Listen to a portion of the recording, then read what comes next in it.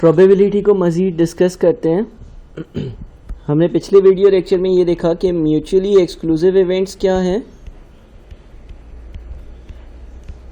और हमने ये भी देखा कि नॉन म्यूचुअली एक्सक्लूसिव इवेंट्स क्या होते हैं।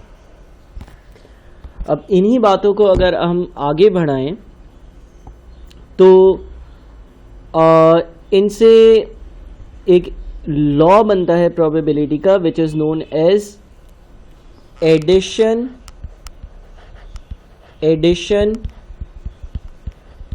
लॉ।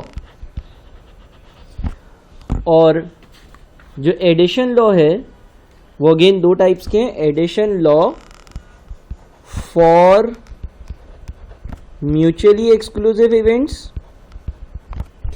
और दूसरा है addition law for non mutually exclusive events. ठीक है। अच्छा, अब ये एडिशन लॉ है क्या? लेट्स से मैं वापस से एक एग्जांपल लेता हूँ, डाइस वाली। एक डाइस है और उसके फेस पर 1, 2, 3, 4, 5 और 6 लिखा हुआ है। 1, 2, 3, 4, 5, 6 ये 6 नंबर्स लिखे हुए हैं। अब पहले हम देख लेते हैं addition law for mutually exclusive events. Mutually exclusive events वो इवेंट्स होते थे जो एक साथ अकर ना हो सके या उनमें कोई कॉमन आउटपुट ना हो। मिसाल के तौर पर कोई मुझसे ये पूछे इस बात की क्या प्रोबेबिलिटी है कि आप डाइस को रोल करोगे और जो नंबर आएगा वो मल्टीपल ऑफ 3 होगा, यानी कि 3 के टेबल में आएगा या 3 के टेबल में आता है। इस बात की क्या प्रोबेबिलिटी है कि एक डाइस को अगर आप रोल करोगे तो जो नंबर आएगा वो 3 के टेबल में आएगा। टोटल 6 चीज़ें और 2 चीज़ें 3 के टेबल में आती हैं। 3 × 1 इज़ 3 एंड 3 × 2 इज़ 6। तो मेरा आंसर होना चाहिए 2/6। एक और प्रोबेबिलिटी देखते हैं। सवाल ये पूछ ले कि इस बात की क्या प्रोबेबिलिटी है कि आप डाइस को रोल करोगे और जो नंबर आएगा वो लेस देन 3 होगा, 3 से कम होगा। Probability less than 3। इस बात की क्या प्रोबेबिलिटी है कि आप एक डाइस को रोल करोगे और जो नंबर आएगा वो लेस देन 3 होगा। इसकी प्रोबेबिलिटी कैसे आएगी? टोटल 6 नंबर है, नीचे 6 आ गया। लेस देन 3 का मतलब हो गया 1 और 2, यानी कि हमारा आंसर होगा अगेन 2/6, बिकॉज लेस देन 3 का मतलब है 1 और 2। अब ये जो 2 इवेंट्स हैं, ये पहला इवेंट है और ये दूसरा इवेंट है। ठीक है। ये जो 2 इवेंट्स हैं, पहला इवेंट है प्रोबेबिलिटी मल्टीपल ऑफ 3 और दूसरा इवेंट है प्रोबेबिलिटी लेस देन 3। ये दोनों इवेंट्स जो है ना, ये म्यूचुअली एक्सक्लूसिव इवेंट्स हैं। ये दोनों इवेंट्स म्यूचुअली एक्सक्लूसिव इवेंट्स हैं बिकॉज इन दोनों का कोई भी आउटकम कॉमन नहीं है। पहला इवेंट तब होगा जब 3 या 6 आता है, दूसरा इवेंट तब होगा जब 1 या 2 आता है। और ये हमने पिछले वीडियो में डिस्कस किया कि म्यूचुअली एक्सक्लूसिव इवेंट्स वो इवेंट्स होते हैं जिसमें कोई कॉमन आउटपुट ना हो। अब इस सिनेरियो में एक लॉ हम बनाते हैं, पहले मैं उसको लिख लूं। प्रोबेबिलिटी ए और B is equals to probability of A plus probability of B। ये रूल कब अप्लाई होता है? ये रूल अप्लाई होता है म्यूचुअली एक्सक्लूसिव इवेंट्स के केस में।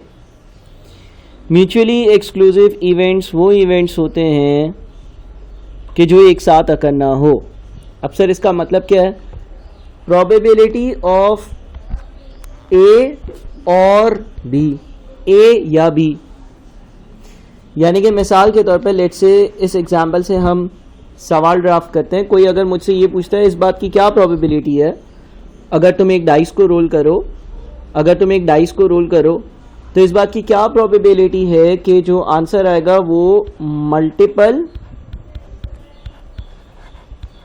ऑफ 3 होगा और या फिर जो आउटकम आएगा वो लेस देन 3 होगा। ठीक है, सवाल ज़रा समझना। कोई मुझसे ये पूछता है कि इस बात की क्या प्रोबेबिलिटी है कि जब तुम एक डाइस को रोल करोगे तो जो आउटकम आएगा वो मल्टीपल ऑफ 3 होगा और लेस देन 3 होगा। मल्टीपल ऑफ 3 होगा या 3 से कम होगा, मल्टीपल ऑफ 3 होगा या लेस देन 3 होगा। ठीक है, इस बात की क्या प्रोबेबिलिटी है कि मैं एक डाइस को रोल करूं और जो आउटकम आएगा वो मल्टीपल ऑफ 3 होगा या लेस देन 3 होगा। तो अगर ऐसा है तो आउटकम्स क्या क्या होते हैं डाइस पर? 1 2 3 4 5 6 ये आउटकम्स होते हैं ना। अब पॉसिबल आउटकम्स क्या है? 1 2 3 6। क्यों है ये? फॉर एग्जाम्पल 1 इसलिए क्योंकि ये लेस देन 3 है, 2 इसलिए क्योंकि ये भी लेस देन 3 है, 3 इसलिए है क्योंकि ये मल्टीपल ऑफ 3 है। कोई भी एक बात पूरी हो रही है ना, बीच में और है। 6 इसलिए आ रहा है क्योंकि ये भी मल्टीपल ऑफ 3 है। देखो बीच में और आ रहा है, और का क्या मतलब होता है? कोई भी एक शर्त पूरी हो जाए। मैंने सेलेक्ट क्या क्या नहीं किया? 4 सेलेक्ट नहीं किया और 5 सेलेक्ट नहीं किया। 4 और 5 क्यों नहीं सेलेक्ट किया? क्योंकि 4 जो है वो 3 से कम भी नहीं है और 3 के टेबल में भी नहीं आता। 5 भी सेलेक्ट नहीं किया। 5 क्यों सेलेक्ट नहीं किया? क्योंकि 5 भी जो है वो 3 से कम भी नहीं है और वो 3 के टेबल में भी नहीं आता। तो अगर कोई ये पूछेगा इस बात की क्या प्रोबेबिलिटी है कि आप एक डाइस को रोल करो और जो आंसर है वो मल्टीपल ऑफ 3 हो या लेस देन 3 हो, तो आपका आंसर होगा 4/6। एग्री? 4/6 आपका आंसर होगा।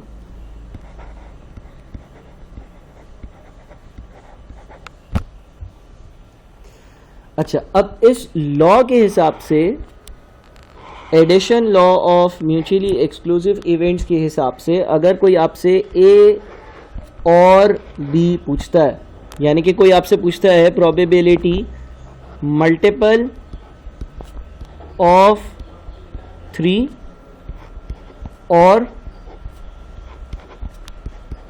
लेस देन 3, अगर कोई आपसे ये पूछता है प्रोबेबिलिटी मल्टीपल ऑफ 3 और लेस देन 3, तो वो इक्वल होगा प्रोबेबिलिटी ऑफ ए यानी कि मल्टीपल ऑफ 3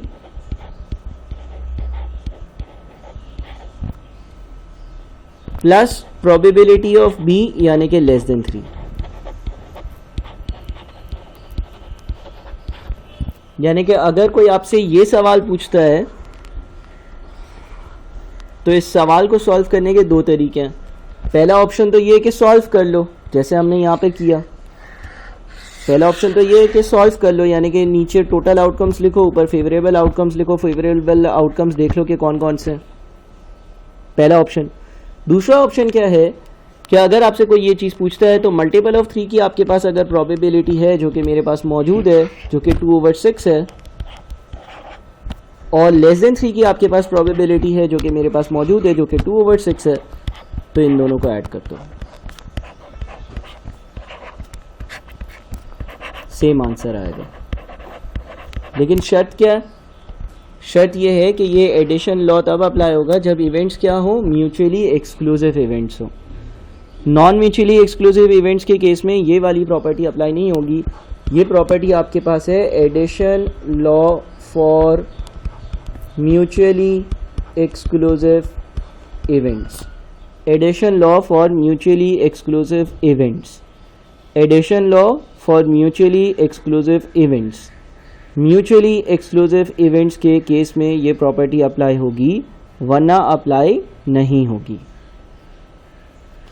अच्छा, आप देखते हैं कि addition law for non mutually exclusive events जो है उसमें क्या होगा।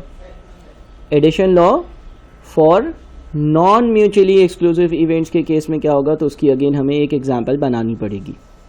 ठीक है, इन सारी चीज़ों को आपने कॉपी अच्छे से करना है काइंडली। चलें मूव ऑन करते हैं। अब क्या देखेंगे हम, अब हम अपनी सेकेंड प्रॉपर्टी देखेंगे जो कि है addition law for none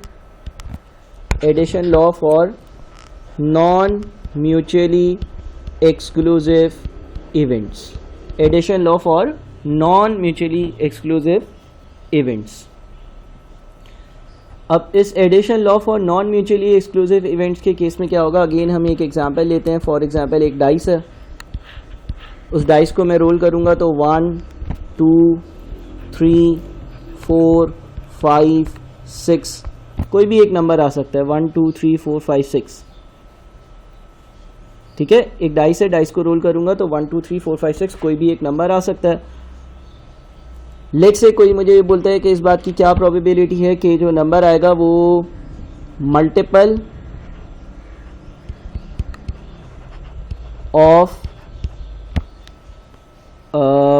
of let's say 2 होगा, तो मेरा आंसर क्या होगा 3/6। क्यों, मल्टीपल ऑफ 2 में क्या आता है, 2 आता है, 4 आता है और 6 आता है। कोई अगर मुझसे ये बोलेगा कि भाई इस बात की क्या प्रोबेबिलिटी है कि जो आउटकम आएगा वो ग्रेटर देन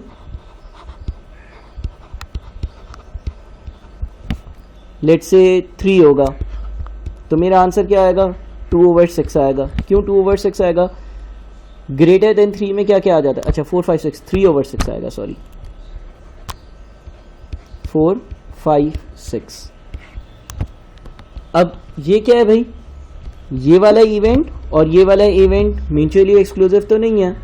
ये दोनों इवेंट्स क्या हैं, नॉन म्यूचुअली एक्सक्लूसिव इवेंट्स हैं। नॉन म्यूचुअली एक्सक्लूसिव इवेंट्स क्यों हैं, क्योंकि अगर मैं पहली चीज़ की बात करता हूँ, पहली प्रोबेबिलिटी की, उसमें 4 और 6 शामिल है और यहाँ पर भी 4 और 6 शामिल है, यानी कि कुछ कॉमन चीज़ें हैं। अगर कोई कॉमन चीज़ होती है तो वो क्या होते हैं, वो नॉन म्यूचुअली एक्सक्लूसिव इवेंट्स होते हैं। अगर कोई चीज़ कॉमन निकले तो वो क्या होते हैं, वो नॉन म्यूचुअली एक्सक्लूसिव इवेंट्स होते हैं। लिहाजा ये दोनों events non mutually exclusive events हैं। ठीक है, अच्छा अब sir non mutually exclusive events के केस में क्या होता है। लेट्स से एक बंदा आपसे सवाल पूछता है कि मैंने एक डाइस को रोल किया, इस बात की क्या प्रोबेबिलिटी है कि जो आउटकम आएगा वो मल्टीपल ऑफ 2 होगा और ग्रेटर देन 3 होगा। इस बात की क्या प्रोबेबिलिटी है कि जो आउटकम होगा वो मल्टीपल ऑफ 2 होगा और ग्रेटर देन 3 होगा। ठीक है, इस बात की क्या प्रोबेबिलिटी है कि जो आउटकम होगा वो मल्टीपल ऑफ 2 होगा और ग्रेटर देन 3 होगा या ग्रेटर देन 3 होगा। तो अगर मैं डाइस के नंबर्स की बात करूं तो आउटकम्स तो 1 2 3 4 5 6 होते हैं, डिनोमिनेटर में 6 आएगा। अब एक एक कर कर एनालाइज करते हैं ना, क्या 1 को इंक्लूड करूं, क्या ये मल्टीपल ऑफ 2 है, नहीं। क्या ये ग्रेटर देन 3 है, नहीं। क्या 2 को इंक्लूड करूं, हाँ मल्टीपल ऑफ 2 है। और का वर्ड है ना, कोई भी एक शर्त पूरी होगी वो मेरे फेवरेबल आउटकम्स में आ जाएगा। 3 मल्टीपल ऑफ 2 है, नहीं। ग्रेटर देन 3 है, नहीं इंक्लूड करो। 4 मल्टीपल ऑफ 2 है, हाँ। ग्रेटर देन 3 भी है, दोनों ही चीज़ें पूरी हो गई। अच्छा 5 मल्टीपल ऑफ 2 है, नहीं। ग्रेटर देन 3 है, हाँ इंक्लूड करो। अच्छा 6 मल्टीपल ऑफ 2 है, हाँ। ग्रेटर देन 3 है, हाँ इंक्लूड करो। यानी कि मेरा आंसर क्या होगा 4/6 होगा। बिकॉज अब और लिखा हुआ होता है तो हम ये देखते हैं कि यार कोई भी एक बात पूरी हो गई ना, कोई भी एक कंडीशन पूरी हो गई, मल्टीपल ऑफ 2 हो गया या ग्रेटर देन 3 हो गया, तो वो इंक्लूड करेंगे। तो आंसर क्या होगा 4/6। तो एक तरीका तो इस सवाल को सॉल्व करने का ये वाला था। अच्छा, अब addition law for non mutually exclusive events क्या कहता है? Addition law for non mutually exclusive events कहता है कि प्रोबेबिलिटी ऑफ ए और बी, प्रोबेबिलिटी ऑफ ए और B is equals to probability of A plus probability of B minus probability of A and B. Probability of A और B is equals to probability of A plus probability of B minus probability of A and B. अब इसको ज़रा देखते हैं। मिसाल के तौर पर ये कहता है कि अगर कोई तुमसे ये सवाल पूछता है, probability multiple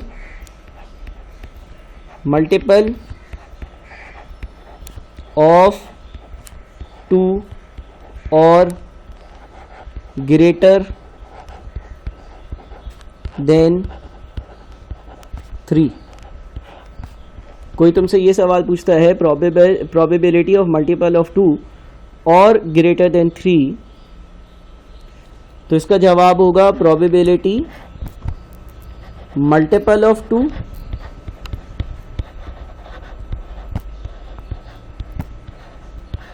probability multiple of 2 plus probability greater than 3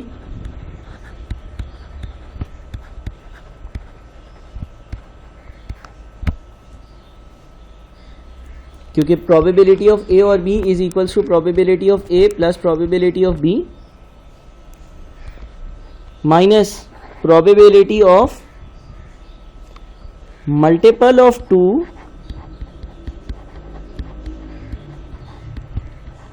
and greater than 3। ठीक है, प्रोबेबिलिटी मल्टीपल ऑफ 2 और greater than 3 is equals to probability multiple of 2 plus probability of greater than 3 minus probability of multiple of 2 and greater than 3। देखो, ए की जगह क्या लिखा है multiple of 2, B की जगह क्या लिखा है greater than 3, is equals to probability multiple of 2 plus probability of greater than 3, यानी कि ए और B is equals to A plus B minus A and B.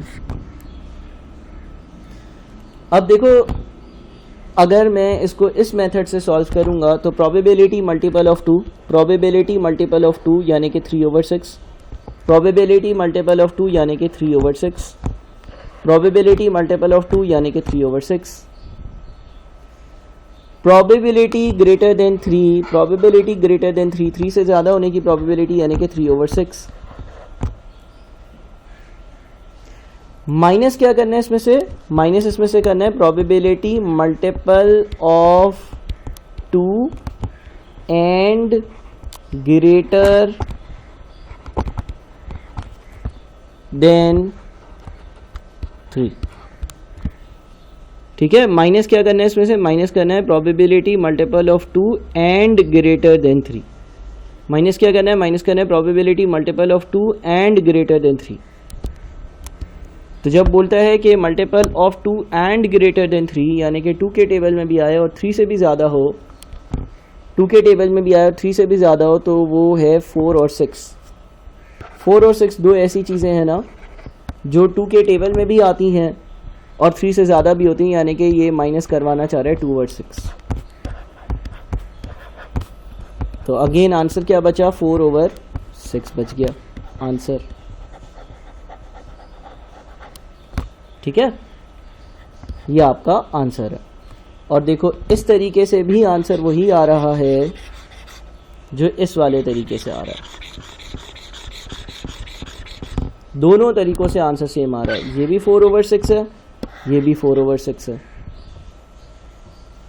तो ये हमारे पास प्रॉपर्टी है addition law for non mutually exclusive events की।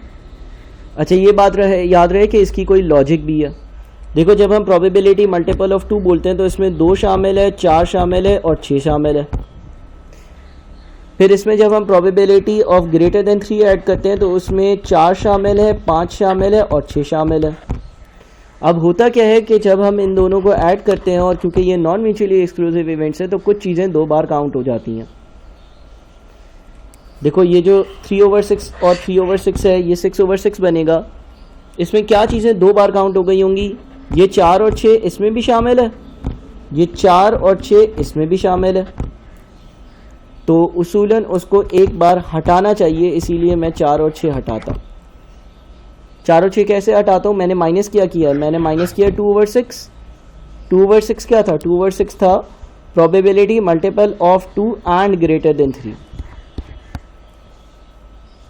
ठीक है, अब आपने ये वीडियोस बहुत अच्छे से देखनी है, 2-3 बार एटलीस्ट देखें और इस लॉ को याद करें और कॉपी करें।